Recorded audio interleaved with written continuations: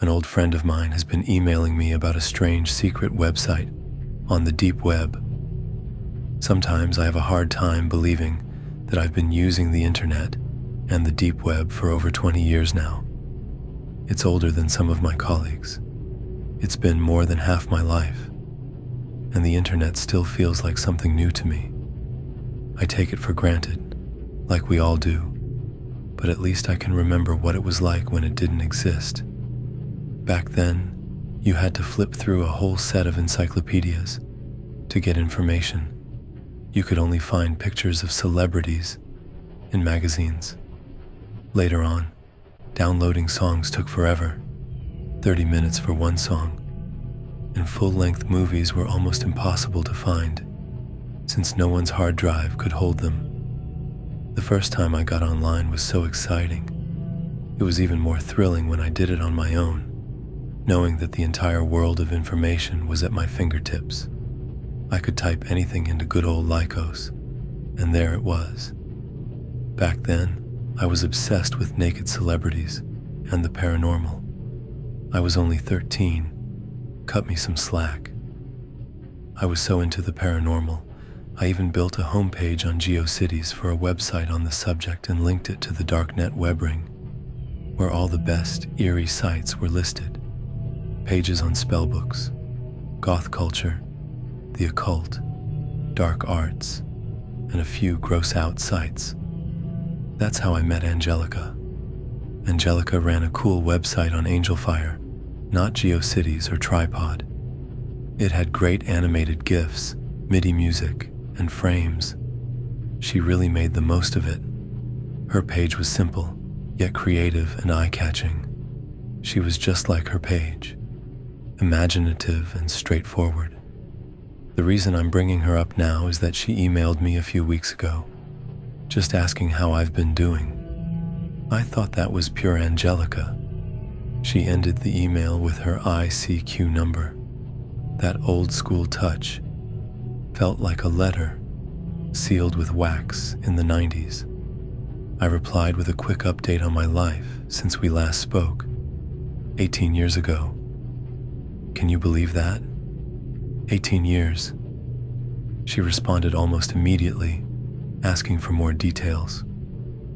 We exchanged a few emails this way, and it was nice to reconnect. It wasn't romantic or anything, just a walk down memory lane. But soon enough, something felt off. She never really answered any questions about herself. She ignored my suggestions to text or talk on the phone. All she seemed to care about was learning more about me. It made me wonder if something was wrong, like maybe she was sick and didn't want to say. So I flat out asked her why she wasn't sharing, and if there was something I should know. As I looked through her past messages, I noticed something that hadn't clicked at first. Her email address was from globetrotter.net, a Canadian ISP from the mid-90s. I knew a lot of people still used their old email addresses, but this one struck me as strange. Globetrotter had stopped hosting services over a decade ago. It felt like she was trying way too hard to make me nostalgic, and that gave me the creeps. She replied soon after. She didn't address any of my questions, but instead, she asked if I remembered the hole. That question threw me off. I had a vague sense of having dreamed about something called the hole, but I couldn't place it. Whatever it was, I had a bad feeling about it. I mentally sifted through old IRC rooms, websites, and news groups, but I didn't recall anything. Then she sent me another email before I could even respond. She said, "You really don't remember?" The hole was our little secret. Not many knew about it, and even fewer knew how to find it. But we found it. It was right there all along. She explained that sometimes when you opened the DarkNet in Netscape, a tiny black dot would appear in the bottom left corner, hidden in a blank space. You had to hover over it just right and click. And then, poof, you were in the hole. She asked, "You remember it now, don't you?" And she was right. I did. I never called it the hole, but I remembered that strange little space. It was like the browser didn't recognize it as a real website. There was no address in the bar, just the letter M. I tried everything to trace it to an IP, but it was always just M. At first, I was excited when I found it, because it felt like discovering something hidden, like we weren't supposed to be there. But then, once we were in, it was just empty. I remembered feeling hollow afterward. I never cared to think about it again. I told Angelica all of this in my email reply, but I didn't hear back from her that night. That was strange. She always responded quickly, like she already had her answers typed out, no matter what I said. I waited, but no response came the next day. It started to shake me up a bit. Finally, the next evening, I got an email from her. She said the hole had so much more to uncover, so many secrets, an endless puzzle. Most people stopped at the surface level, but she felt there had to be more, something deeper hidden within it. She kept looking until she found a way to go deeper. She said the hole was still out there, waiting to be explored. I got a chill down my spine.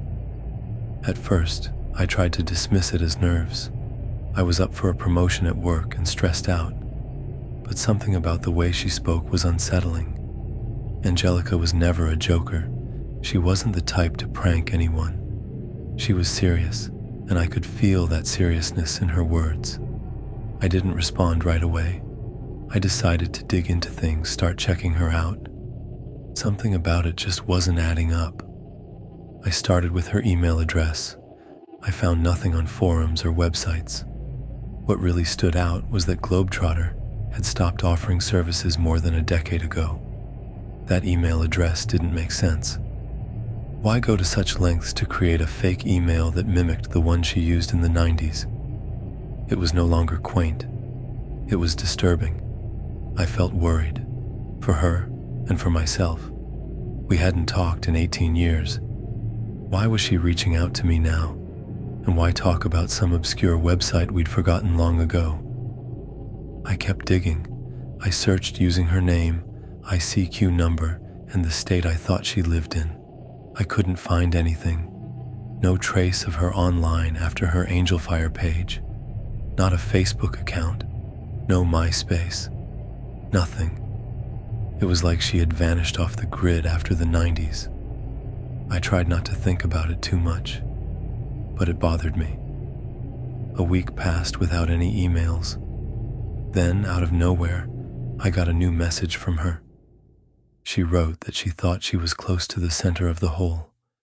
She said, "You could spend your whole life in here." Those words stuck with me because they felt off, eerie. A week later, I got another email, but this one had no sender at all. It simply said, "If you get an email from anyone saying there's someone, delete it and forget what you read." It was unsigned. I thought it had to be Angelica, but I wasn't sure. It was so vague, and I was getting really nervous. I thought about going to the police, but I knew they wouldn't take me seriously. Then, I got another email, directing me to a place on archive.org's Wayback Machine, claiming it still had the dot to click. I considered going, but I was too afraid. Something about the whole situation felt wrong. Another email arrived from the same blank address, this time with a link to a Gopher site. I hadn't seen one of those in years, so I had to dig out an old browser to view it. For those of you who don't know, Gopher sites were just text-based collections of files and folders, usually hosted by universities. This particular Gopher site had only a few files. The names were different, but every file said the same thing. "Help me, please," over and over. That's when I really started to panic. I went to the police again, but they still thought it was just a prank. I pressed them about Angelica, and they said they would try to look into it. Not long after, I stopped getting emails from her or the blank address. I hoped it was over. A month later, I got an envelope in the mail. No return address. Inside was a printed out copy of every email I'd ever sent to Angelica, even the ones from the 90s. It was eerie. The only thing missing were the emails from the blank address. I took the stack of papers to the police, hoping they'd take me seriously. That's when they told me something that made my blood run cold. Angelica had been missing since 1999. She'd vanished without a trace while listening to music on her computer. Her parents had even offered a reward, but no one had ever found anything. I was in shock. I had to sit down. At first, I tried to convince myself this was just a sick prank, but then I wondered, what if it was really her? Had she gone mad? What was this thing with the hole? Was it even real? And about those emails from the blank address? I still have no idea, and that's what terrifies me. After my last post, I decided to look up any mutual contacts from that time. I tried to remember people who knew both Angelica and me, mostly people from the web ring, but not many. One name came to mind, Rapshalian42. He was an odd guy, into hacking and anarchy back in the day. I figured if he was still around, he'd be using the same handle. I started searching, but no trace of him anywhere. That was strange too. That's when I decided to dig out my old computer, a 1997 HP running Windows 98. I had it stashed in the basement since college. At least it would have my old contacts saved on it. I booted it up, plugged it in, and 5 minutes later, it was running like it had just been in sleep mode for 2 decades. And there they were, my old desktop icons for IRC, ICQ. Anyway, I honestly wasn't sure if ICQ would even load. I know it's still around in some form, but I didn't expect their servers to still support the old software. One of ICQ's standout features, and what made it ahead of its time, was that it allowed offline messaging, something no other instant messenger had at the time. I bring this up because not only did ICQ load, but it loaded. I closed the message and searched for Rap's ICQ number, 42. I was hoping to find his email address in his info. I wasn't expecting to see a green online icon next to his name, but that's exactly what I saw, which only added to my unease. I checked my phone to confirm it was actually 2017, then sent him a message saying, "Hey man, long time no speak." I didn't want to jump straight into business after all this time. I was relieved when he replied with a warm hello and asked how I was doing. After everything that had happened, I half expected him to quiz me to make sure I was really me. After catching up for a bit, I had to ask him why he was still using ICQ after all these years. He told me it was because of Y2K. According to him, it didn't happen the way everyone thought it would. People expected computers to just stop working when the millennium hit. But that wasn't what happened. It wasn't that computers failed, but something changed within the connections that linked everything together. Something bad happened. The old equipment was fine, but anything made after December 31st, 1999 was corrupted. That's why he kept using ICQ and stuck to his old dial-up connection. I hadn't heard a Y2K conspiracy in years, so I found it interesting, though I decided to let it go. I asked if he knew anything about Angelica disappearing in '99. He didn't. He figured she'd just dropped off the internet, which was eerie, given that her disappearance happened right around Y2K. If the message really had been sent in November 1999, then he was right. Based on what he believed, I knew he'd believe me when I told him what had been happening. So, I told him everything. He believed me, And then he shared something he'd heard from another old friend recently. This guy, RXT4, or just Reggie to his friends, used to be active on an internet forum about hacking and freaking back in the mid-90s. He was well-spoken and clever, earning the respect of others in the forum. But eventually, he just drifted away. His posts became infrequent, and then the forum regulars were baffled by his odd behavior and started questioning him. After a week of silence, he sent one last post saying, "I love you guys so much," with a tiny URL link. Rap's friend thought it was just a joke and figured Reggie was setting them up for a big rickroll. He didn't click the link, figuring it was probably nothing. But when he came back later, he decided to click it on a whim, wondering if there was something more to it. When he refreshed the page, he saw a post in reply from a trusted member of the forum, written in all caps. "Do not click that link, whatever you do, and that is not Reggie." That was enough to stop everyone from clicking. Reggie immediately deleted his account. The forum moderator and others tried to figure out who the imposter was, but had no luck. The guy who posted the warning explained that he'd tried to safely browse the link using an old Linux machine, but whatever was in there corrupted the system. He couldn't explain it, but before the system crashed, he thought he saw a picture of himself as a child flash on the screen. That, more than anything, convinced him to post the warning. He said it truly felt dangerous.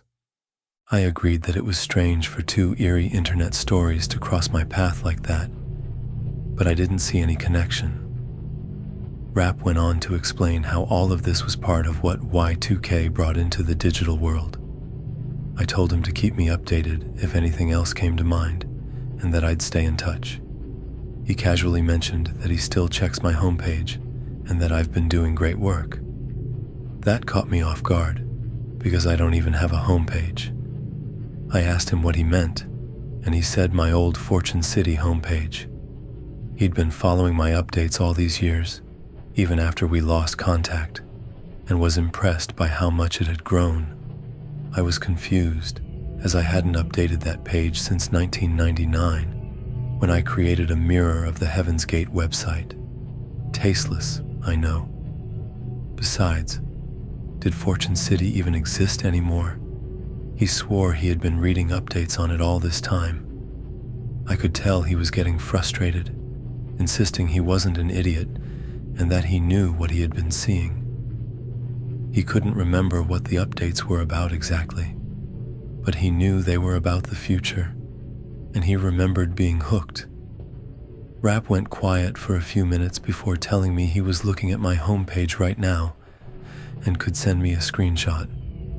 It had been updated yesterday, and it was all about what we were talking about now and what was coming next. That really unsettled me. I checked and saw that Fortune City had ceased to exist in 2012.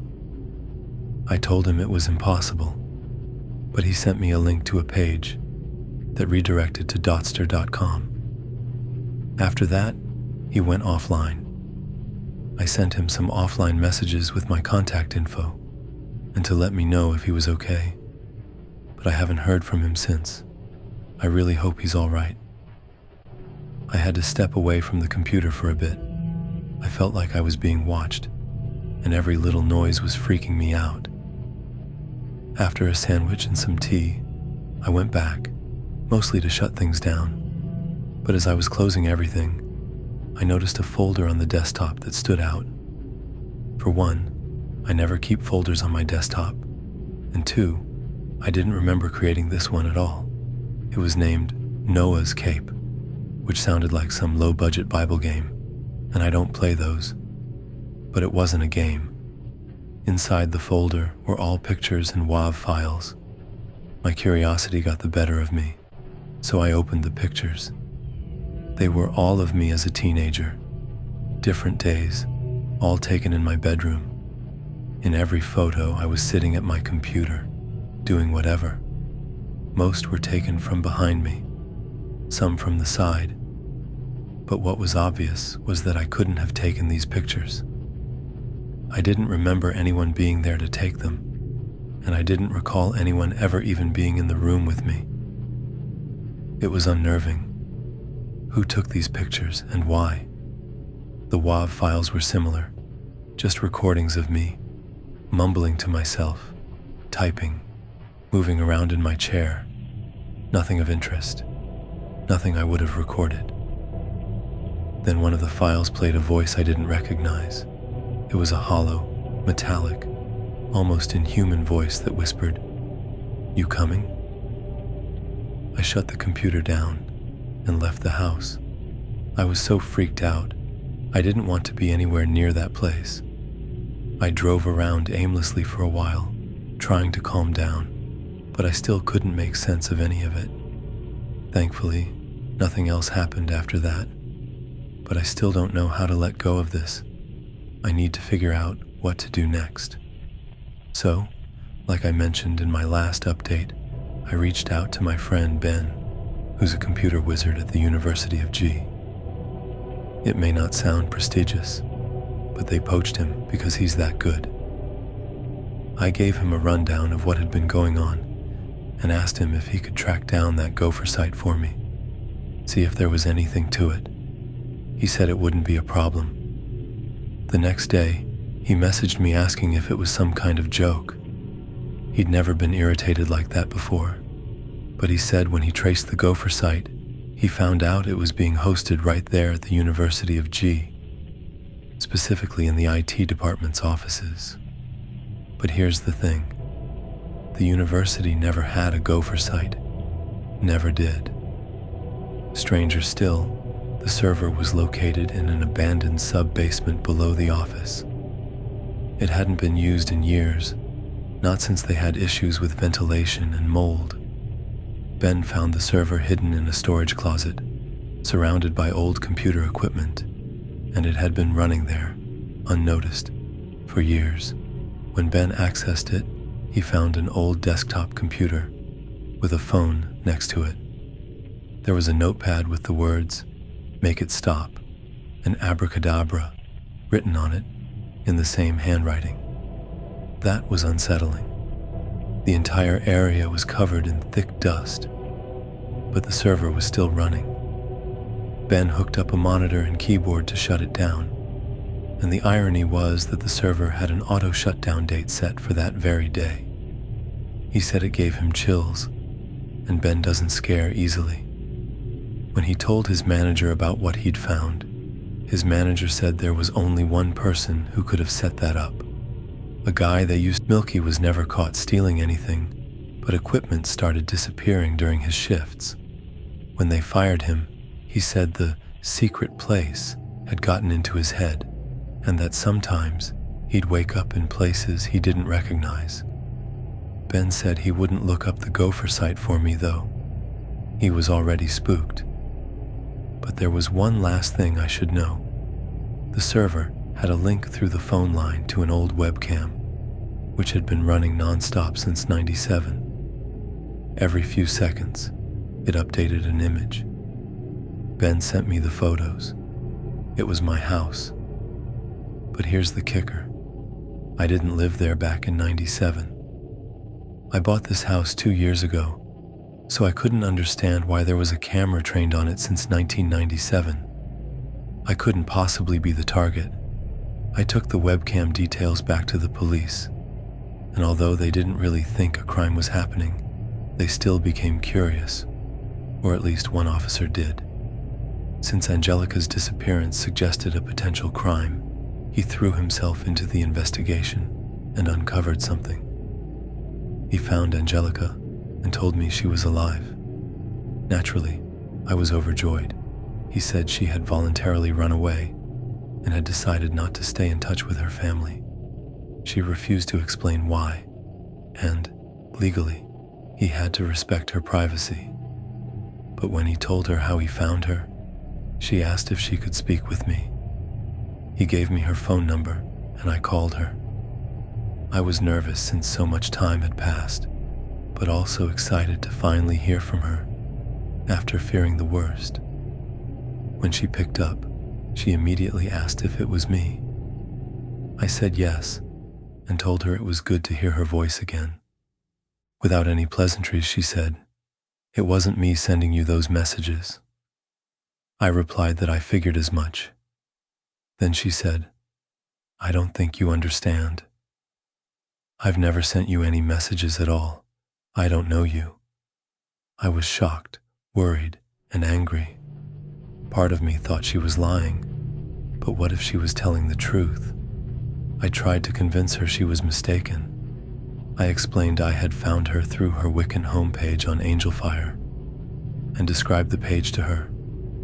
She said she never made that page and that I shouldn't have gone there. It was bad. She wouldn't say anything else on that.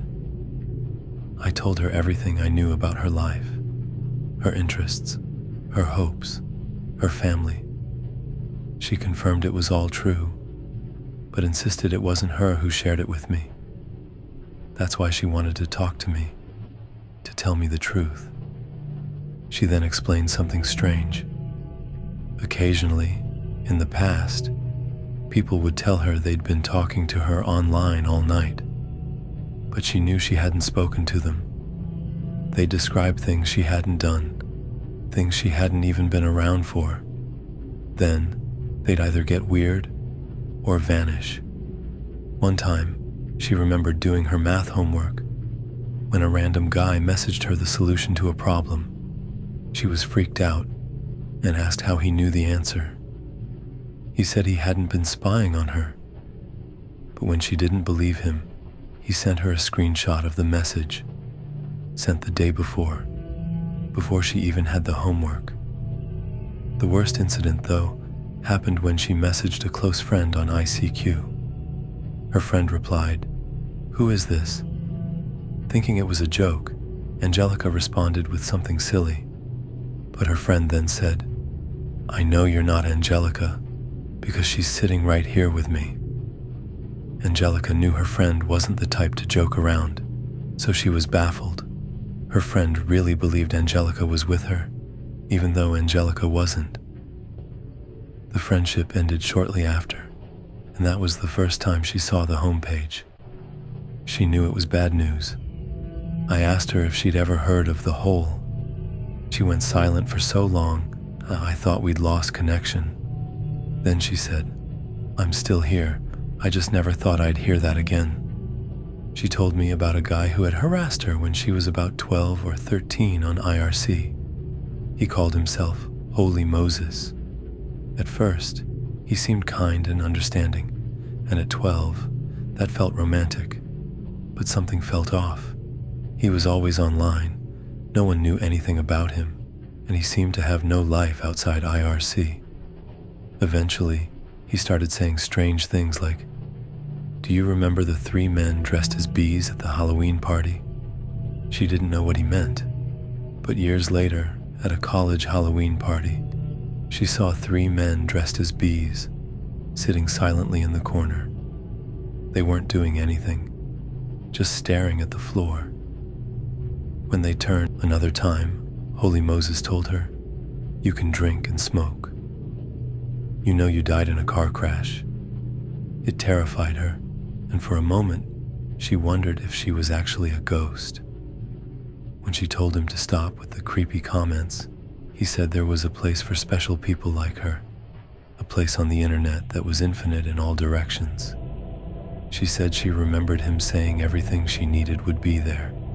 It was called The Hole, and she could reach it by sending him the letter M. She tried once, her hands shaking, but by accident she mistyped, and Holy Moses went offline. She didn't hear from him again until 2010 when she got an email from the New Commandments Holy Moses. At that point, she assumed it was someone pretending to be him, though she felt incredibly naive in hindsight. Looking back, she said Holy Moses was the creepiest person she'd ever encountered. Just thinking about him made her afraid that he could sense her fear and would come after her.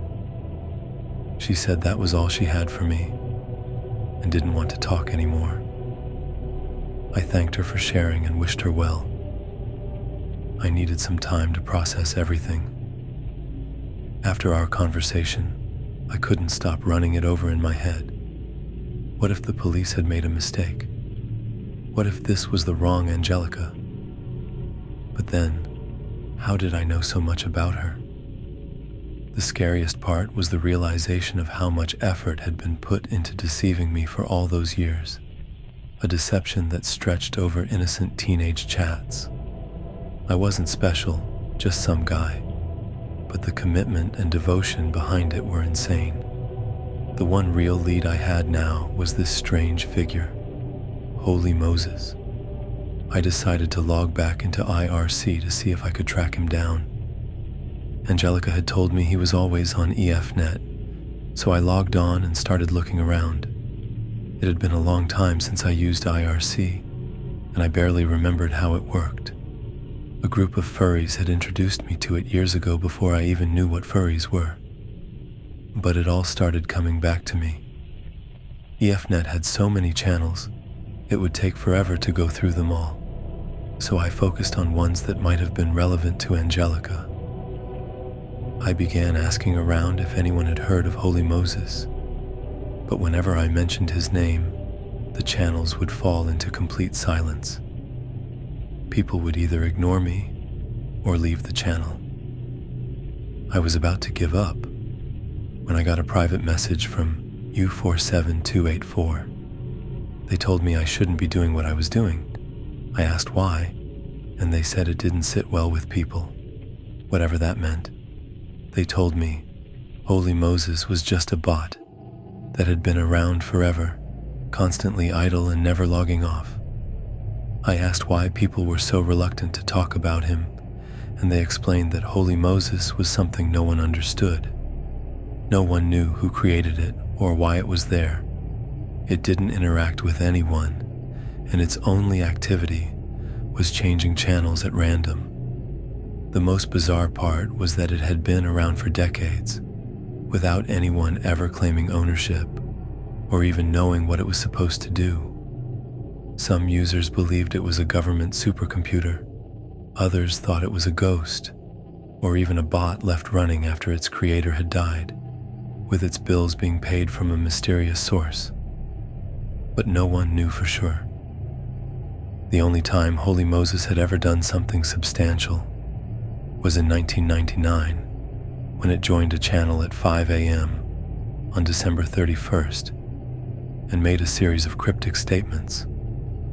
The first was, deceive them at 7 a.m., followed by, empty it at 9 a.m., abandon them at 6 p.m., turn back at 9 p.m., and finally, have it your way, just before midnight.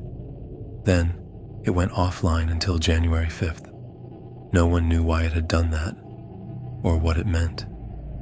Just thinking about it made the user who told me this uneasy. As they were telling me this, I heard what sounded like my front door slam. I froze, straining to listen, but heard nothing. I rushed to the door, but there was no one there. Everything was locked. I brushed it off as nerves and went back to my office. But when I sat down, I saw that U47284 had messaged me again, asking where I'd gone and if anything strange had happened. I ignored it and asked about Holy Moses again. They told me to drop it. At that moment, I felt a chill as a new message came through. Where's your mother? I immediately logged off IRC and walked away. It felt like a prank, but after a moment of reflection, I realized I should call my mom to make sure she was okay. To my relief, she answered right away. I asked if everything was fine. She said yes, except for a prank. I was confused. She explained that 2 guys had come by with a note from me, asking to be let in. They hadn't said anything or done anything, just sat in her kitchen, staring at the floor. I asked if she recognized them, and she said no. Then, almost casually, she added, "They're dressed in bee costumes." I felt a cold dread as I told her to get out of the house and call the police. I stayed on the phone with her while she tried to leave, but it felt like it was taking forever. Eventually, she said they were gone, and the front door had been left open. I told her to call the police and check in with me afterward. Meanwhile, I had absent-mindedly walked into my own kitchen, and I noticed my front door was also open. I had locked it just moments ago, and it seemed like an awful coincidence. I closed the door and locked it again, then scanned the house with a kitchen knife in hand. I live in a one-story house with a basement, so it was pretty simple to check all the possible hiding spots. No one was there. I assumed the door hadn't been closed properly, and the wind had just pushed it open and shut. Still, I was on edge all night. I kept brushing it off until 2 days later, my neighbor came by and asked if I'd been hosting a costume party. I told him no. That's when he said he had seen 2 guys dressed in bee costumes leaving my house 2 days ago. After they left my driveway, they walked directly across the street and disappeared behind his house, into the woods. How could they even see anything in the woods at night? He asked. I went to the police with all the new information. All these strange occurrences barely seemed to make sense together, but they didn't feel completely unrelated either. They seemed loosely connected, almost in a hidden way. The police were puzzled. They had my mom's report too, so they acknowledged that someone had been harassing me. But without more evidence, there wasn't much they could do. While we were filing the report, my mom brought something up that she'd been thinking about since all of this started. It had seemed odd to her. Do you remember how you used to have that dial-up modem, and when you ran it, you swore you could hear a tiny voice inside talking to you? She asked. The casual way she said it sent a chill down my spine because I didn't remember that at all. What voice? Was all I could manage to say. This is what she said. Yes, you'd set it up with AOL, and amidst all the beeps and pops, you said there was a little voice inside giving a message to me. It was all just crazy noises, but you made me lean in close and listen, and you told me it was saying, everything's better in here, abracadabra. I can't believe I even remembered that. I told her I didn't remember any of that. It sounded crazy, but she just gave me a blank stare. I thought maybe she was concerned, so I started telling her everything that had been happening, trying to explain the whole Angelica situation so she'd understand. I said, you remember that girl I used to chat with online back in the 90s? Angelica? She just kept giving me a blank stare, like she couldn't grasp what I was saying. So I told her more, how I met Angelica on the web ring where my Fortune City page was hosted. Didn't she at least remember my homepage? She shook her head. What she said next terrified me in a way I've never felt before. She told me she got an internet connection only after I had left for college so she could email me. But before that, we had never had internet at home. I told her she had to be mistaken because I clearly remembered being online, creating my homepage, using Ynet, IRC, ICQ. All of that happened during high school. Right before we left the station, she looked into my eyes and said, "You should be careful on that internet, you know," and then got up to shake the detective's hand. I was relieved to change the subject. The detective offered to have a friend in computer forensics take a look at some of the sites I had mentioned, but he wasn't very hopeful. After that, I went to the casino to drink and waste some money. Everything just kept getting more confusing. My mom and I kept arguing after my last update. I still didn't remember any of the things she had told me, but she insisted that we didn't have internet at home while I was there. She said I used to bring home floppy disks, but that was all. We argued for a while before it occurred to me to ask, "Bring home from where?" She said she didn't know. I'd go out sometimes and I'd come back with discs. I had a Sterilite tub full of them in my closet. None of them were labeled, so she didn't know how I even knew what was on each one, but somehow I always did. She remembered how I'd dig around in the bin, pulling out just the right disc I needed.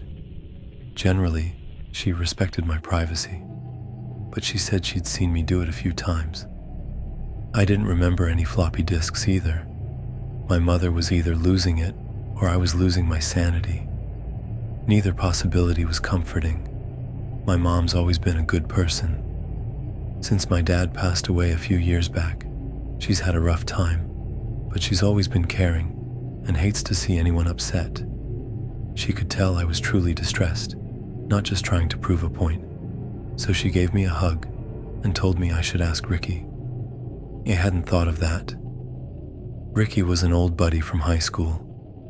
We were friends from second grade, all the way until college, but we'd drifted apart since then.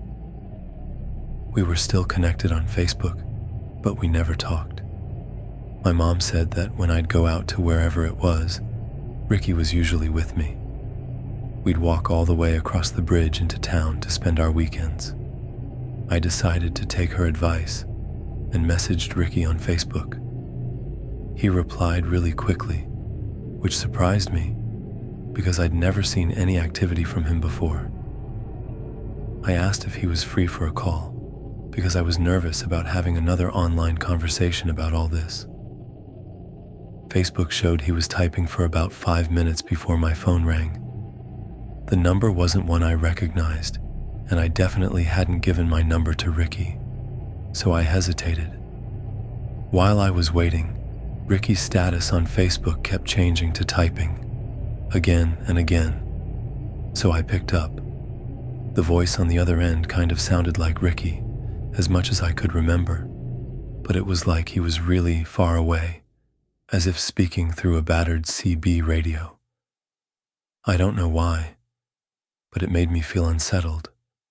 I said, "I think we have a bad connection." He replied, "This is the best possible." And then he said he knew. I was about to ask what he knew when he said, "Alternative, record, birdwatch," and then hung up. I got a Facebook message from him that said, "Nice catching up." He wouldn't reply to anything else I sent after that. I used to browse news groups as a teenager, mostly for the alt.binaries groups, which were full of explicit content. I had to look up how to access news groups again. I remembered being able to do it through my email software, but apparently, that's not a feature of Outlook. I found a newsreader I used back in the day, Fort Agent, downloaded it, and started searching for alt.rec.birdwatch. When I finally found the group, it was mostly full of British upskirt photos. I didn't understand why Ricky wanted me there until I saw a post titled, "Remember the Dog?" and immediately felt chills. I didn't know why, but there was something about it, something from my past. This is what the post said. "Anyone remember how sometimes you'd go in there and it looked dusty, like no one had been there for years, but you could still sit at a computer and get online? And remember how sometimes there were people there, and they were strange, just watching you like you were a rat in a maze. Sometimes they wore costumes. Anyone remember the dog? Sometimes there were no people, just the dog at the counter. I think it was a golden retriever. It never panted, but it watched, and sometimes it would make you do things. That was it. But it was enough. I started trembling. There were no replies, and the post was 3 years old. It felt out of place, but I knew what they meant, and I started remembering. At least I remembered that there used to be an internet cafe in town. It hadn't lasted long. Like most internet cafes, it opened up in 96 or 97 to take advantage of the internet boom, allowing people without computers to get online. Once home computers became common, these places died off quickly. This cafe had been popular with teens in '96, but then it became less appealing. That's when something changed. New management or something. It was different. We tried going back just to hang out, but most kids didn't want to be there anymore. I had friends who just refused to go without explanation, but Ricky and I kept going. Why couldn't I remember that until now? My mom was right the whole time. I replied to the news group post asking why I couldn't remember. It was a long shot, given how old the post was. But then I started looking through other posts, trying to find similar ones. There were more. They were vague, but I knew what they were about. I don't think I've ever felt so uneasy. Someone posted, "Sometimes we thought we'd only been there for an hour, but when we left, the whole day had passed. And when we talked about what we did there, our stories were completely different, even though we were together the whole time. It was like a bad acid trip, and we were dumb kids, so we kept going. The Egypt, that's what the place was called." None of these people mentioned the name directly, but I remembered it now. That strange little internet cafe, just behind the post office, where I hadn't even realized there was commercial space before. The Egypt, there was one time when my friend dragged me along, even though I didn't feel like being there. The owners or staff or whoever ran the place weren't around. It was just the dog. Here's the part that still gets to me. I decided to leave but needed to use the bathroom first. On my way out, I looked over at my friend's screen again, and he was still watching the webcam. That annoyed me, but worse. When I looked at the screen, there was someone in my room, ransacking it, pulling things out from under the mattress and rummaging through my drawers. I was ready to go home and grab one of my dad's golf clubs. Then the guy looked at the camera and started taking it down. I saw his face. It was me. No doubt about it, that was my face. How is that possible? You're probably thinking the webcam wasn't live, but it was. Someone replied to that post with, "When you were in the bathroom, did you try knocking on the wall?" Someone knocks back. And someone else replied, "I did. He said he'd let me in, but there's no door." Amidst the bird-watching photos and upskirts, all dating back to '95, that was all I could find. I closed it. It was just too much. I was getting myself worked up. Later that day, I got a reply to my post. It said, "You weren't meant to." I felt it then, that something really wrong had happened in that place. I reached out to my friend Ben again to see if he could help me identify any of the people from the posts. I didn't recognize any of the names, and I doubted a small business like that had other locations. Ben got back to me with one last favor. He said the news group I mentioned didn't exist, and there were no such posts in alt.rec.birdwatch. But he had gone ahead and traced the link I had given him, and he managed to link it to a specific address. He gave it to me, and I knew it. It was the address of the government duplex where I grew up. It feels like every answer just leads to more questions, but I've made up my mind to go back to my hometown and check things out. If I find anything, I'll update you all. It's not too far from here. I currently live about 4 hours away from my hometown, where I moved to attend college. After my dad passed away, my mom moved closer to me. I don't visit home often, because there's not much that draws me back. I heard from Mom that they had decided to abandon the house I grew up in. For some reason, they couldn't sell it and didn't have the funds to renovate, so the local government is letting it decay. When I first heard this news, I wasn't particularly affected. I try not to get too sentimental. But when it came time to revisit the place where I had so many memories, I started to feel a bit emotional. I remembered watching the real Ghostbusters in my fuzzy Star Wars pajamas, watching the X-Files with my mom, and spending all summer reading UFO books in bed. Of course, I realized that when I returned, the house would be nothing but empty space, its only connection to my memories being the same floor plan. Everything else was gone. When I got inside, I snuck through the window. I used to climb through when I'd forgotten my key. As soon as my feet hit the floor, music started playing. It was faint and distorted, but I knew it wasn't playing when I entered. Someone else had to be inside and knew I was there, which terrified me. I waited for a sound other than the music, but it was just the music. I worked up some courage and walked toward the stairs, and the music got louder but remained distorted. The tune was familiar, though, and by the time I reached the top of the stairs, I recognized it. Early in the Morning by Vanity Fair, an old song. It was coming from a dusty old radio placed in front of my old bedroom door. That was strange, though, because the song was playing on a loop. I switched the radio off, and immediately I realized I'd given away my location. A cold sweat broke out as I waited for something to happen, but all I heard was a buzzing sound coming from the room, like a beehive. My name placard was still on the door, which made no sense. Other people had clearly lived here after my mom left, so why would they have left that? I opened the door, not knowing how to react to what I saw. The room was set up just like it was when I was a teenager, not as it had been after I left for college, or even just before, but exactly like it looked in 1999.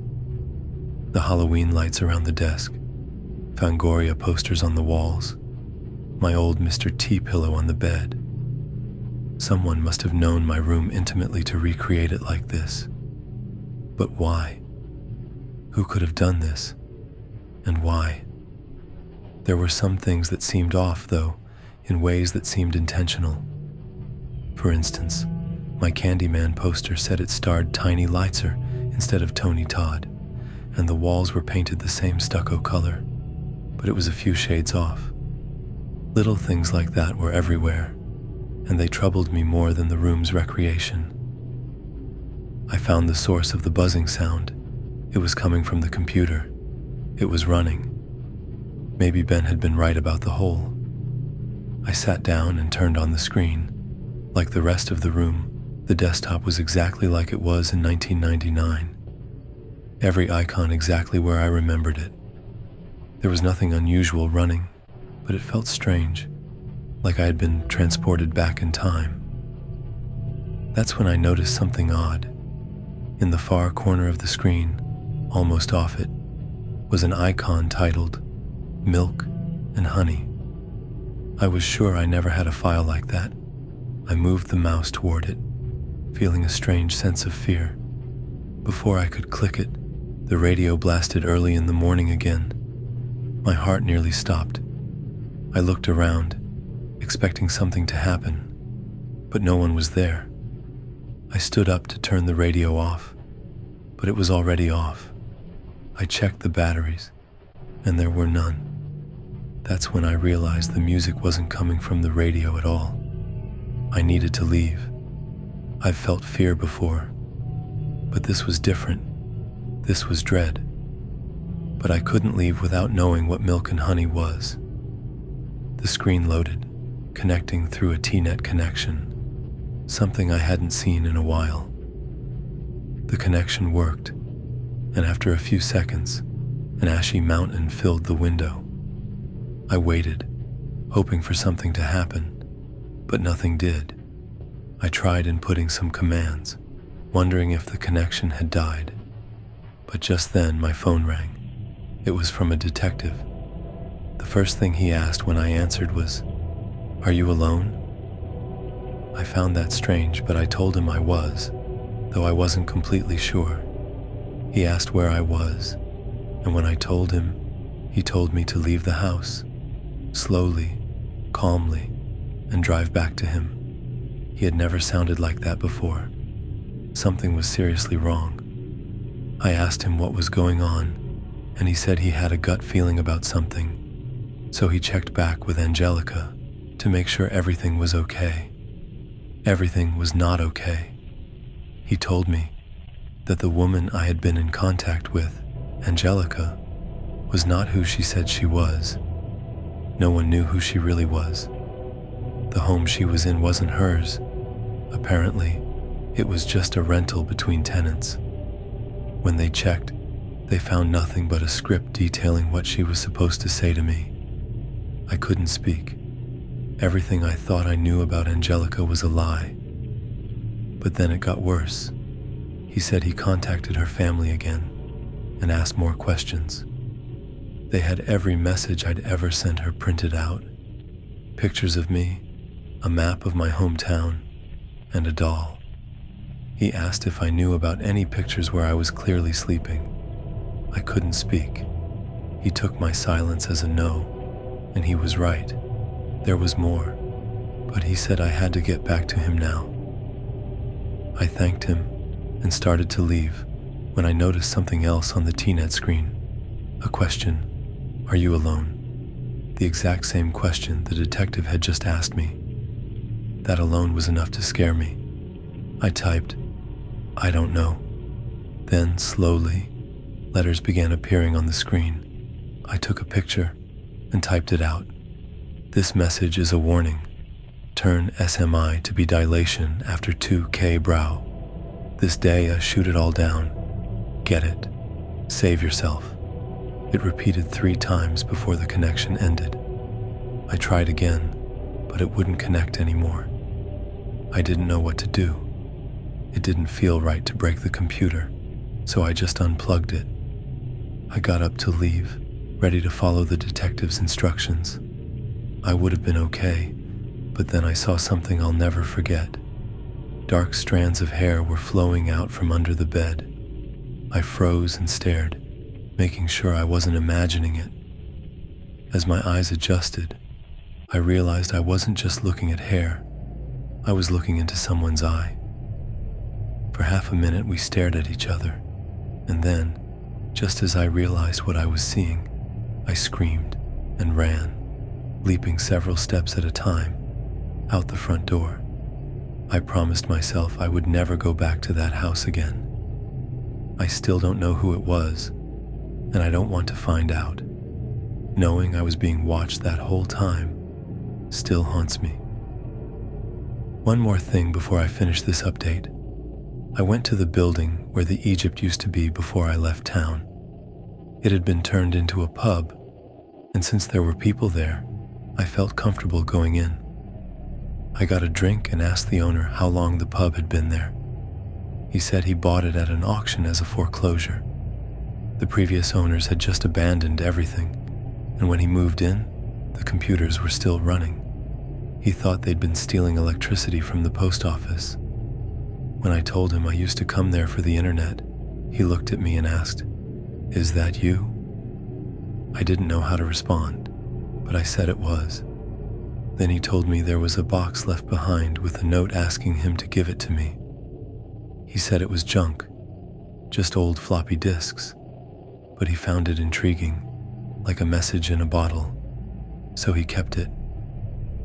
I bought a disk drive to read them, and on each disk, there was a picture of a different teen, along with some information about each one, a bunch of bookmarked websites, and copies of internet activity. Every one of them had one thing in common. They were all missing children, and they had all communicated with Angelica, except for one disk, which was Angelica's own. I handed everything over to the police. This was far beyond my understanding. Since I turned over the floppy disks, things have escalated. It became a big case for the RCMP because it linked several missing persons cases that were thought to be unrelated. The thing is, these cases are all from 1999. Shortly after I gave the discs to the police, the detective came to ask if I was sure the pub I was in was behind the post office. I confirmed it, but he told me I must have been mistaken, because that building was empty when he went there. I was sure I'd been there, speaking with the owner, talking to the bartender and drinking my drink while the TV blared a sports game in a busy enough. Then he added, with a chuckle, that there had been one patron, a stray dog. It was well behaved, and it had been with him ever since. I asked him if the dog was with him now. He said yes. I felt a chill down my spine. Is it a golden retriever? I asked. How did you know that? He replied. I didn't try to explain. I quickly ended the call. He also told me he'd checked my old house. I can't blame the detective for doubting me. Nothing about this makes sense. It's all so confusing. Even I'm starting to doubt myself. To keep busy, I started researching local records, trying to trace the building's ownership. It was purchased in 1980 by a company called The New Way, and no one had ever heard of it before. There were no records of it ever being sold or changing hands, and it hadn't been used until the Egypt turned into the pub. I couldn't understand why someone would buy a building and leave it unused for 15 years, waiting for the internet to happen. I couldn't find anything more about The New Way, and I couldn't shake the feeling of being completely alone. That's when I decided to revisit alt.wb Birdwatch. I didn't have trouble finding it this time, and I posted about The New Way, hoping someone else might have had a similar experience. To my surprise, I got a call from Ben, who asked if I'd done anything recently. When I asked him to clarify, he just said, "Something's happening right now." His voice was slurred and without accent, just a jumble of words. He said I had to check my messages. I had no idea what he meant. When I asked again, I heard only faint whispering sounds. Then Ben shouted, "Please," so loud that I dropped my phone. I quickly tried to put the battery back in and I checked my email for any messages from him but found nothing. The only other messages I could think of were on ICQ, so I powered up the old computer to check my account. It felt like it took forever to start up, but when it did, I found a message waiting. It wasn't from Ben though, but from someone named Constant AE. The message simply said, "Heaven," with a link to an MP4 video. I clicked it, and it said the download would take 30 hours. I let it go, then tried to message Constant AE, but ICQ alerted me that the account had been disabled. I couldn't find anything online about the person. How did Ben know about the message? I don't know. Later that day, campus security called again, asking when I'd last spoken to Ben. I told them the last time we talked was when he sounded strange. They said they were checking on him. Something was wrong, but I didn't know what. He hadn't been to work for a few days and wasn't answering his phone. I was the last person to hear from him, and they suggested I file a missing persons report, which I did. So far, nothing has come of it, and I'm worried about him. The next day, I got an email in response to my post. I recognized the email address.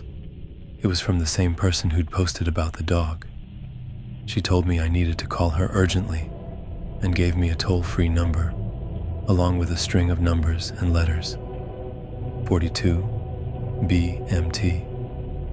I dialed the sequence, and it led me to an interactive menu for a tanning supplies company. Following the instructions, I pressed the numbers in the order she provided, and the system said I was being connected to an account specialist. The line picked up almost immediately. A voice on the other end asked, "You went back to the cafe, didn't you? You shouldn't have done that. Was it the pub?" I gasped. She continued, saying she didn't have long to talk, so I had to just listen. She started telling me something that could help. She said she had begun remembering events from about a year ago, memories of the sessions in the Egypt. They had preyed on vulnerable, misfit kids. Anyone who came there was introduced gradually to a website called The Hole. Once they showed it to us, we were made to study it and solve its puzzles, but it changed us. That's what they always said. She wasn't sure if they built it, but that's what it was all about. She said it was important to remember that she thought they were still in the hole. I tried to ask her what that meant, but she hung up before I could. I haven't heard from her since, and still no word on Ben. I feel like every step forward is 3 steps deeper into the mist. But there is one more thing. The video file I mentioned before finally finished downloading. I knew what I was seeing the moment it started playing. It was grainy VHS security footage from inside the Egypt. No timestamp, and the tracking was off. But I recognized it instantly. There we were, sitting at our computers with our backs to the camera, staring at a wall. I managed to pick myself out in the group. We all just sat there, staring ahead, motionless. I couldn't see what the computers were showing behind us, but we weren't interacting with them. What were we staring at? What were we doing? Why was I doing this? I couldn't remember any of it. I was the only one who ever looked away from the wall. I kept glancing over behind the bar. It was hard to tell, but I think I was afraid of something. I looked terrified. I focused on the area I kept glancing at. The tracking lines blurred it a little, but eventually faded, and I could make it out. It was the dog. When I saw it, it turned and looked directly at the camera. It didn't look away. It was as if it knew I was watching. I know that sounds insane, but it freaked me out. I shut the video off and haven't opened it since. I'm still rattled, and I'm done with this whole thing, but I'll try to explain what I've learned. I kept researching the new way because I thought there had to be something to it. I managed to find a record mentioning the owner's name, Joseph Van E.K. I didn't recognize it. I looked for obituaries, white pages listings, anything that could lead me to him. I didn't think to search missing persons cases, but I stumbled upon an old web page asking for help finding Uncle Joe. I emailed his niece, using the address listed, asking for more information. The page was from 1999, so I didn't expect a response. But to my surprise, I got a reply the same day. She asked me how I knew Uncle Joe. I wasn't sure how to respond, so I decided to be honest, and I'm glad I did. This is what she wrote back. I'm going to put all of this in one email because I don't want us to have to talk again. Uncle Joe was a good man. He used to be a rabbi. He raised me after my parents died in an accident. He was good with electronics and thought computers were the future, which is why he called his company The New Way. He bought up as much space as he could afford with his inheritance, but it was more than he could handle, so he just rented it out. Life was good. He kept selling computers in his little shop, and I helped when I came home from school or on weekends. He kept bees, and I helped with that too. Life was good until he married Connie in 1994. She was a strange woman. She didn't like me. She was into things that scared me. I saw her make a homeless man cry just by staring at him. Animals would go quiet around her. Sometimes she'd hide under my bed for hours, waiting for me to go to sleep. Once I did, she would slide out and grab me. I'd scream, and she'd walk away like nothing had happened. She didn't laugh or say anything. I didn't understand. I still don't. I started sleeping on a beanbag chair in the basement after that. She'd often go into a corner of the room and whisper to someone. There was no one there. No phone. No nothing. She'd get mad at whoever she was talking to and then go back to knitting. She was always knitting something. But the things she made were useless. 3-fingered gloves. Socks with the ends sealed up so you couldn't wear them. I didn't hate her. I was just terrified of her. I don't know why she made Uncle Joe so happy. I remember the day she started pressuring Uncle Joe to turn his rental spaces into internet cafes. She told him the internet was the real future and would outlast computers. She said, "We are the internet." She made him get it at home, even though it was expensive. Then, she made him go to this website called The Hole. I remember that because it always made me nervous when she talked about it. Uncle Joe asked her who created it, and she said she didn't know. No one did. She had just found it, like everyone else. She said it called to her. At the time, I thought it sounded flaky. Now, it just creeps me out. Uncle Joe changed after that. They spent all their time on that website. I didn't understand it. There was nothing there when I looked over their shoulders, just a blank screen. But they saw all sorts of things. And when the internet cafes opened, more people got involved. It was strange. I could swear I heard a voice in my modem when I dialed up. When I listened closely, it was saying, "It hurts." I told myself it was just in my head. But another time, I got an email asking, "Why aren't you able to remember?" That message upset me more than I can say. I remember it so clearly. One night, when I was alone with Uncle Joe, I told him I wished things could go back to how they were. He said, "That's what everyone wants, but it can't be." He leaned in close and whispered, "The Hole tells us things."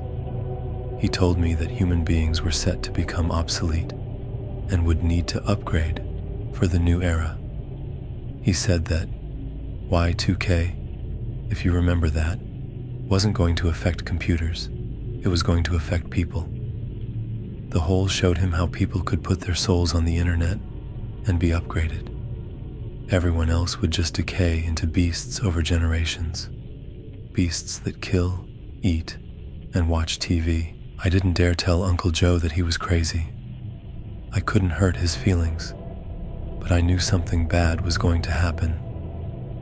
Uncle Joe and Connie went off to open their internet cafes, and I left home for college. Uncle Joe kept in touch until 1999, then I lost contact with him. Connie disappeared too. I know some bad things happened around those cafes, but it wasn't Uncle Joe's fault. Please don't blame him. I sent her more questions after that, but I never heard back. At least she gave me some real answers, and it all pointed back to The Hole. That really left me with only one thing to do. I figured I had to go to The Hole if I ever wanted to understand what was going on. I pulled up the instructions Angelica had sent me on how to return to The Hole. I can't say I felt like I was doing the right thing.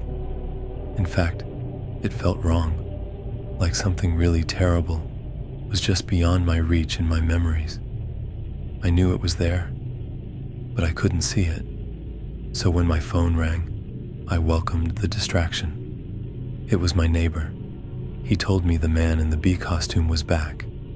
He was standing in my front yard. I looked out the window. It was warm inside, but my whole body broke into goosebumps. He was standing there under the streetlight, looking right at my window. I asked my neighbor how long he'd been there. He said he called me as soon as he saw him and told me to hang up and call the police. But when I hung up and tried to call the police, there was no point. He walked across the street into the woods. As I hung up, I saw I had an email notification from Ben. I was relieved to see he was okay. He'd sent me a video. I played it right away. He said he had gone into hiding because things were getting weird. At first it was small stuff, but one night, a group of people he'd never seen knocked on his door at 3 a.m. He didn't answer. He watched them through the peephole. They didn't move. They didn't knock again or try to look in. They just stood there, staring at the door. They didn't look crazy or homeless, just ordinary people. He called through the door that they had the wrong address. They started laughing, loud, fake laughs, then walked away without a word. After that, Ben started getting calls where all he could hear was a dog growling, followed by some growly words like "why" and "abracadabra." He began having fits and upset a lady at the grocery store. He said it was bad juju, like KGB or Illuminati level bad. He turned the camera away from himself to show his computer monitor, which was an old webcam. Every 5 seconds it updated with a new image. But this time, it wasn't pointing at my house. It was aimed at a doorway in a dark room. I waited and watched. I figured if nothing happened, Ben wouldn't have kept recording. Finally, I saw something move into the frame. It was a man. The image was so grainy, it was hard to make out at first. But when he turned, I saw it was Deb Thiel. It had to be the Egypt. He was walking into the bathroom. Frame by frame, I watched him peer inside with a flashlight, then disappear into the room. After a few frames, a blurred figure appeared. Someone in robes, running into the bathroom with a knife. I called the police and told them what I thought I saw, then got in my car and drove out there myself. I didn't know what I hoped to do. I'm not a fighter. I'm a data analyst. But I couldn't just sit there and do nothing. The whole way, I kept telling myself I was doing something stupid. When I got there, the parking lot at the post office was completely empty. Even the detective's car wasn't there. I called out for the detective, but got no answer. Then I heard a response. At first, I didn't recognize it, but then I realized it was my own voice. It was the conversation I'd had with Angelica, playing from one of the computers. On the screen was my old homepage. I knew it instantly. The animated skeleton GIFs, the links to conspiracy theories and Heaven's Gate. That page had been deleted nearly 20 years ago. On another computer, I saw a video of a middle-aged couple staring at the camera like they were watching me. A little girl peeked over their shoulder. The woman said, "It chose you." The man shook his head slightly, looking frightened. Then, another computer started playing a song. I didn't recognize it, but the sound of Vanity Fair made me realize what was happening. I had walked into a trap. I had to get out, but there was no way. More people started arriving, middle-aged, well-dressed, an older businessman, and a rough-looking homeless guy. They all crowded in, silently, without a word. Among them was Angelica. I knew it. They were moving toward me. I tried to talk to them, but their faces were blank, emotionless. They didn't seem to hear me. I ran to the bathroom and locked the door behind me. It had a simple turn-bolt lock, but it worked. I pulled out my phone, but there was no signal. That's when I remembered the story about the guy knocking on the wall. Maybe there were no bricks on the other side. I knocked on the wall and heard a hollow sound. I started kicking at the drywall. Eventually, I ripped open a hole with my hands. There was space behind the wall, but not a way out, at least not one that was obvious. I used my phone's flashlight to look inside. The space was only about 2 feet wide, and it led to a brick wall. I stepped in. There was a computer running, but only the tower. No monitor, no way to interact with it. I heard those people breathing outside the door, not trying to open it, but just standing there, breathing heavily against it. Then I saw something moving under the doorframe. I thought it was a finger, maybe trying to grab a shoelace or something, but it was too pink. It was a tongue, one of them licking under the door. I panicked and scrambled further into the space, stumbling over pieces of sheetrock. I tried to follow the lines from the computer, hoping they went somewhere outside, but they didn't. So, I grabbed the tower and used it to pound against the brick wall, hoping to break through, but the bricks wouldn't budge.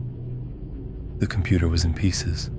I gave up and crawled back to the bathroom. When I did, I noticed 2 things.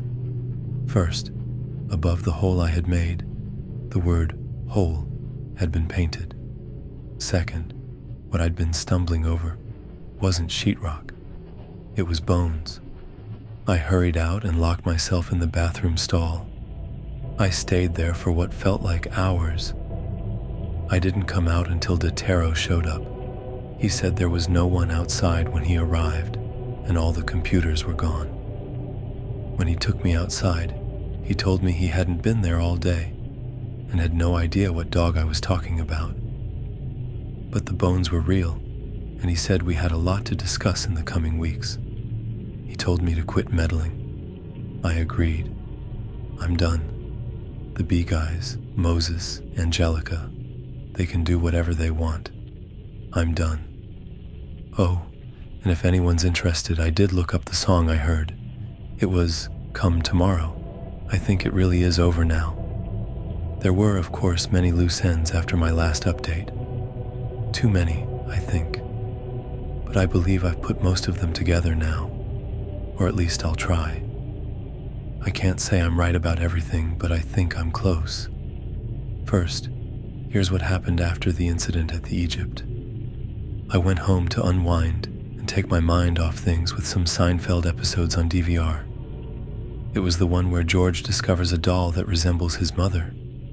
I was zoning out, letting my mind go blank as I watched. But then I started to notice the sound was cutting in and out. I tried turning the TV and DVR off and on, and that seemed to fix it. But soon after, it happened again. Voices would double up randomly, creating an echo. The next time it happened, I tried muting and unmuting the TV to see if it would help. That's when I realized the echo seemed I haven't described my house layout. It's a 3-bedroom place, and I turned the last bedroom into a living room. The actual living room became a library for books and movies. It was a dumb idea. If I wanted to get out of the house, I'd have to run right toward the source of the voices. My windows didn't open, but I thought about breaking one. Then, I heard the front door open. I was sure I had locked it, but lately, I've been sure of a lot of things that turned out to be wrong. Someone shouted, "Get over here, quick." I sighed in relief because I recognized the voice. It was Dave's. That guy is solid, I thought. I started to head toward the front door, trusting he would protect me, but something stopped me. My phone was ringing, the phone that had no battery. The caller ID read, "Don't go." I answered, and all I heard was the sound of buzzing bees. I don't know what the bees had to do with anything, but I took the warning seriously. I went back to the living room, locked the door, and smashed a window to climb out. As I did, I heard my dad's voice, yelling for me to come back. In any other situation, it would have made me cry. But I knew that wasn't my dad, and it made it all the more sinister. "I have every drop of you," my dad's voice shrieked. I ran to my neighbor's house, and he kindly let me in to use his phone. His dogs were going crazy, but nothing happened until the police arrived. They were there fast, and Dave was with them. They had been inside my house for 5 minutes before they came out. First off, there really was a girl named Angelica. I did talk to her in the 90s. She came from a good, middle-class family with a decent life, good home, good school, but she didn't care for any of it. What she loved was computers. When the internet came around, she saw it as a way to be anyone or anything she wanted, and that only drew her in further. Then she met me. Something about the way I talked to her clicked with her, and she became obsessed. Her bedroom was covered in sketches of us together. Investigators didn't know who it was at first, and she'd taken her hard drive with her, so it could have been anyone. When she ran away from home in 1999, it wasn't because of Y2K or anything else. It was to be with me. I had no idea at the time, but she succeeded. Without her computer, she didn't know how to reach out, so she just hid in the nooks and crannies of my house until I left for college in 2001. I suspect she stayed in my old bedroom, waiting for me to return. After 18 years, though, she grew tired of waiting and started sending me emails. She honed in on the hole. I assume because it wasn't really a secret website that I'd shared with her. More on that later. She began creating a mystery to pull me in. I'm not sure why. Maybe she felt psychologically bound to that room, or maybe she thought it was the only way to draw me away from my normal life. Either way, she wanted me back. Over the years, she had watched me, listened to me, and trained herself to imitate the voices of nearly everyone in my life, even the Seinfeld cast. She used her technical skills to impersonate people online, like Ben, who was supposedly just on vacation. Pure trickery. She manipulated me every step of the way.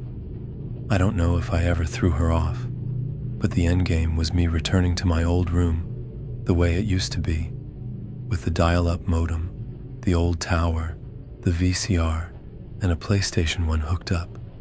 It was like being a teenager again. I think she expected me to revert to my old self. Maybe she thought she could finally come out of hiding, and we could relive the past. That leaves a lot of unanswered questions. What about the Egypt? Joseph Vanak, the pop-up pub. The pub was easy. It was a group of community college students and their calculus professor throwing a party in an abandoned building. They didn't want to get caught, so they pretended it was a pub and cleaned everything up after. The Egypt was easier to explain too. Joseph Vanek and his niece weren't creations of Angelica. Police confirmed that the Egypt was the front for a doomsday cult. They really did abduct children to digitize their souls. The niece knew about it and said nothing. As for how much of the rest of the story is true, I'm skeptical. Investigators confirmed the cult was real and that they used the hole to brainwash and manipulate people. They drugged us and had us stare into the hole. Then they'd have us look away, and we could feel our souls being digitized. The teens who showed promise were taken. The investigation is still ongoing. The bones in the walls, they were adult bones. The teens are missing, and so are the Vanaks. No one knows what happened to them. I'm just glad I wasn't good enough to be chosen. That's all I know. It doesn't explain everything, like whose bones are in the walls, or how Angelica knew so much about the Egypt without being involved with them. Some things time will reveal, others we may never know. I accept that. There's just one thing that keeps bugging me. The more I think about it, the less sure I feel about everything. It's like the last piece of the puzzle that doesn't fit. One of the things Angelica had was an old VHS tape. I didn't want to watch it alone, so I watched it with my mom. It turned out to be one of the only home videos we had. Halloween, 1989. Dad was holding the camera as he approached the bathroom, where Mom was finishing my costume. She backed away, and I jumped out at him, buzzing a bee sound. He said, "Holy Moses." That's the last thing I remember. I'm writing this update from a public library. I didn't want to take any electronics with me. It just feels too vulnerable. After I left the Egypt for the final time, I settled back home to watch a DVR episode of Seinfeld with some chai tea. Anything to calm my nerves. As I settled in, I got an email notification. It was from an unknown number, and the subject said, "Please look," with a link. The link led to a university page, so I thought it was from Ben. It took me to the webcam that Ben had discovered weeks ago on the Gopher server. Almost immediately, I regretted clicking the link. I felt a mix of fear, frustration, and anger, wishing to be left alone. But then, I saw the trunk of my car, opening in the webcam feed. By the time the frame updated, someone was slithering out of the trunk. I watched, transfixed, as I called 911, but when the operator picked up, I couldn't speak. The door opened, and a figure entered. His face was blurry, but it looked familiar. He had some sort of weapon and forced me to sit at my computer and access the hole. He guided me through every step, and I had no choice but to do it.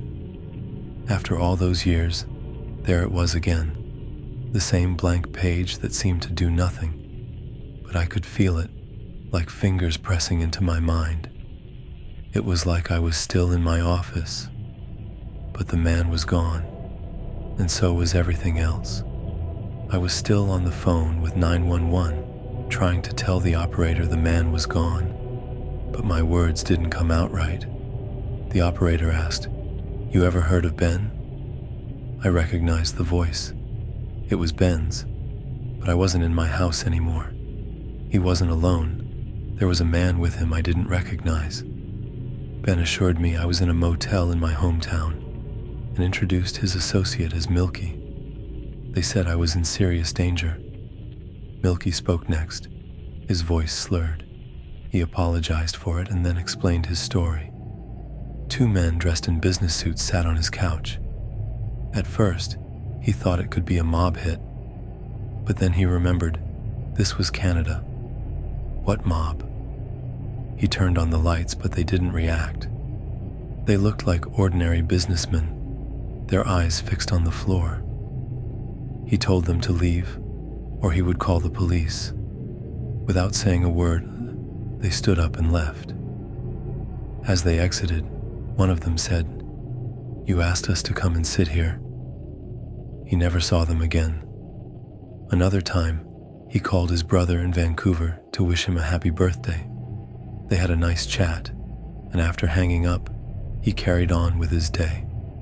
About an hour later, it hit him like a punch in the stomach. His brother had died 2 years ago. He'd always called him on his birthday, and this time it felt like an automatic gesture. But when the phone call had gone through and everything felt so normal, he wondered who he had just spoken to. The story he told me sounded similar to what the fake Angelica had shared with me weeks before. Either I'd truly spoken to Angelica then, or maybe the Ben and Mel I spoke to weren't real. I couldn't be sure of anything anymore. At least it felt less frightening to believe they were real. During this time, he kept revisiting the hole, determined to understand it. But now, he thought it was controlling him. He couldn't remember the details of what he saw when he visited it, but he said the old Soviet was right. It wasn't empty. What he saw there was something his mind refused to recall. He just wanted to know why this was all happening. Ben stepped in and said the only explanation he could come up with for how this place, if it could even be called that, could influence a mind so thoroughly was through electromagnetic emission. It wasn't something you could just visit. It was theoretical, something a few computer scientists had known about. Somehow, it got leaked to the public and first showed up on the Heaven's Gate website after their mass suicide. It spread across hacking sites, Gothic forums, conspiracy pages, the dark fringes of the internet. That was a lot to take in, and I wasn't sure how much of it I believed. And, to make things even stranger, several hours had passed since I'd clicked on the hole. During that time, I wrote and posted the last part of the story. Looking back at it now, it seemed so bizarre, almost purposeful. The only part that was true was that I was watching Seinfeld, and that I had once dressed as a bee for Halloween. But my dad had never owned a video camera. Milky said I'd included a link to the hole in that post, but he edited it out. He explained there was no way to destroy the anti-ET, but we could make sure no more links to it were shared. The problem with the internet is that it's hard to truly delete anything. Suddenly, I remembered what the 911 operator had said to me. I turned to Milky and asked, "Who's the captain?" He was shaving at the time. When I asked, his hand stopped mid-motion. I saw tears starting to form in his eyes and his body was shaking. He whispered, "Captain Meat, looks like a dog." Then he went back to shaving, as if nothing happened. Later, I thanked Ben and Milky for saving me and for risking so much, especially Ben for trying to warn me with the webcam link. But both denied ever sending the message. They wanted to see it, but they couldn't figure out where it had come from. They checked the webcam link, and it still worked. We saw the front of my house and my car with the trunk open. As we watched, Ben noticed someone in the trunk. It was dark and grainy, but there was definitely someone there, staring right at us. We all agreed that whoever it was, they were looking straight at us. We turned it off. I felt like I was getting closer to understanding this, and at least now I didn't feel so alone. I realized I couldn't just avoid it. There were other victims out there, people like Angelica and the missing kids. I don't know how much I believe in real life right now. I woke up in the middle of the night a few nights ago. We didn't want to keep paying for the motel, so we ended up staying at my mom's place. She was happy to have the company, but clearly worried about me. She told me I needed to pull myself together, stop letting my life slip away, and just solve this thing. It was strange advice for her, but I didn't question it. Anyway, that night I woke up to whispering sounds. You'd think loud noises would wake you, but no, the whispers were worse. I listened closely, trying to pinpoint where they were coming from. It was a two-way conversation, but I couldn't make out anything except a few words here and there. I slowly got out of bed and looked toward the corner of the room where I thought the sound was coming from. It took my eyes a moment to adjust, and when they did, I saw Milky kneeling in front of one of the electrical sockets, whispering into it, then turning his head and waiting for something to respond. He caught me looking at him and said, "Some trick, huh?" I guessed it was ventriloquism, but why was he doing it alone in the middle of the night? My nerves were shot, so I got up and went to the kitchen for some water. Through the kitchen window, I saw someone standing out on the front porch. I assumed it was Ben, so I stepped outside to ask him if Milky was okay, because he didn't seem fine. I flicked on the outdoor light and walked out, but it wasn't Ben. It was Milky again. He tried to tell me something about constellations, but I walked back in. Something didn't make sense. There was no way he could have gotten outside so fast. Some trick, huh? I went into the living room and turned on the TV. It was the Seinfeld episode where George finds a doll that looks like his mother. That made me uncomfortable, so I switched to another channel. The guide said the Ninth Gate would be on, a film I'd always liked, but instead, it was The Ten Commandments, a completely different movie. The only thing they had in common was a similar title. I figured it was just because it was close to Easter, but it struck me in a way I couldn't explain. I had never reached out to Holy Moses, and somehow I got distracted, or chased off, or maybe both.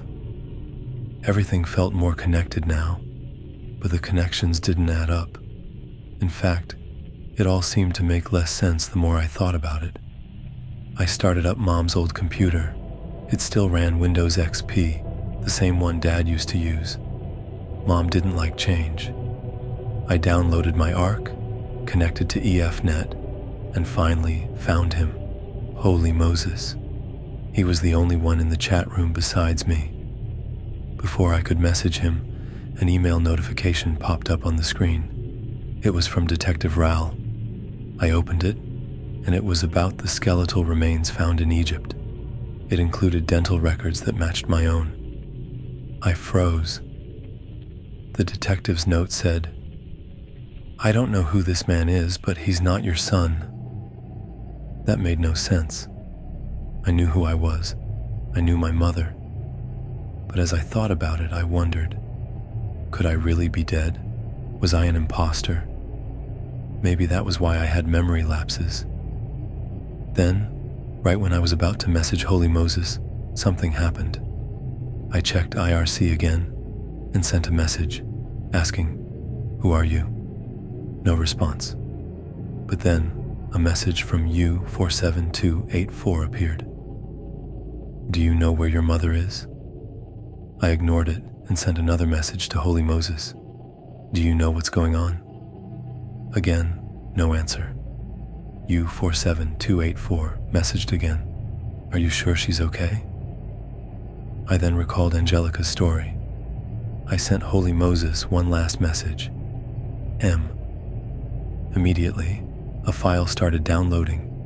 Video file titled freedom.move. Milky came in from outside and stood just a few feet away, staring at me. That alone was unnerving. But then the pantry door opened, and Ben stepped out. He must have been cramped inside for who knows how long. He stood motionless, staring. Then, my mom came in from outside. Why was she outside? She joined Milky and Ben, and they all stared at me in silence. "What's going on?" I asked. No one answered. The tension was thick, and the stillness in the air was more terrifying than anything they could have done to me. My heart raced as I heard a dripping sound. I looked down. Beetles, fat, ugly beetles, were crawling out from Milky's sleeves and falling to the floor. I was so terrified I couldn't even feel it anymore. The man said, "I've been trying to warn you." The distortion in the hole allows me to send messages through short windows. If you're hearing this, I am in the hole. The video ended abruptly. The last thing he said was, "The birds and the bees." I couldn't leave the bathroom through the door, so I climbed out the window. But when I looked down, I saw my mother's face pressed up against the glass, trapped. I couldn't bring myself to push past her, so I went back inside. No one was there. The more I tried to make sense of it, the more confused I became. I stepped outside and ran to my car. As I got in, I heard rapid footsteps. Ben came running toward me from down the street, shouting, "Stop hurting me!" But he didn't look like he was in pain. He was furious. He pounded on my car windows, still screaming. I drove away, leaving everyone behind. The only explanation that made sense was that I was in the hole. What did that mean? When had it happened? What was real? Was any of this really online? Before I even stepped inside my home, I could feel something was wrong. The air felt heavy with something bad. I opened the door. It looked normal, but as soon as I switched on the lights, I noticed two men in bee costumes sitting on my treadmill, staring blankly at the floor. "What do you want from me?" I asked, gripping a knife tightly. They stood up and turned toward my office. I followed their gaze but saw nothing. After a moment, I heard music start up. As I looked down the hall, the men started heading for the door. I followed them, feeling a growing sense of dread. Something started playing the music, and it made me feel worse than the men did. When I stepped outside, I thought I heard a dog growling behind me. The men led me into the woods. I used my phone's flashlight to keep track of them. The deeper we went, the more I heard birds. It was strange, because I hadn't heard any birds in weeks. The further we went, the louder the birds got until it sounded like we were under a huge colony of nests. Then, the sound changed, sounding like machinery, like elevators. Then, suddenly, I was back in my office, slumped over my keyboard. I was disoriented, and I felt like I had just woken up from a long sleep. The room was bright with sunlight, and I heard birds outside. My screensaver was on. When I moved the mouse, the last email from Angelica appeared, showing instructions on how to reach the hole. Time passed, but I didn't remember it. This wasn't a single day. It had been weeks. How was any of this even possible? I didn't know. I sat there, disoriented, unsure of what to believe. I looked around my house. The knife I'd taken earlier was back in its place. My old computer was in its box. I called my mom to check if she was okay. She didn't remember any of it. I called Detective Raoul. He said I'd contacted him about missing children, but he couldn't substantiate my claims. When I asked if there were any missing children, he said, "Sir, there are always missing children," and hung up. I had no answers. I sent an email to Angelica, asking her if she was alive or not. She responded quickly, but didn't address my questions. Instead, she said, "Pretty intense, huh? You could spend your entire life in there." That's when I remembered the video on my phone from Holy Moses. I checked it, and it was still there. I realized I wasn't imagining things. I played it back. It was my proof. The video was 2 minutes long, filled with distorted audio and visuals. In all that distortion, there were no recognizable sounds or images. That was a few days ago. It's taken me some time to readjust to reality. Nothing strange has happened since. I can't really explain what occurred. Maybe I had a breakdown, considering how stressed I was at work. Maybe someone was messing with me, trying to gaslight me. Or maybe there's an actual secret website that uses electromagnetic waves to mess with your head. Or maybe I'm just making all of this up. Just another sad internet nerd, obsessed with obscure sites like Ynet and Goff. Whatever the case, I'm just glad it's over. I'm glad to be returning to my regular life, making banana smoothies at work, not obsessing over creepy internet cafes. I do still remember Egypt and the whole situation. It's like reality got twisted. But I'll finish by saying this. I don't think I'll be nostalgic for the old days of the internet for a long time. I'm going to start appreciating nature and a more stable reality. That's my new focus. Abracadabra.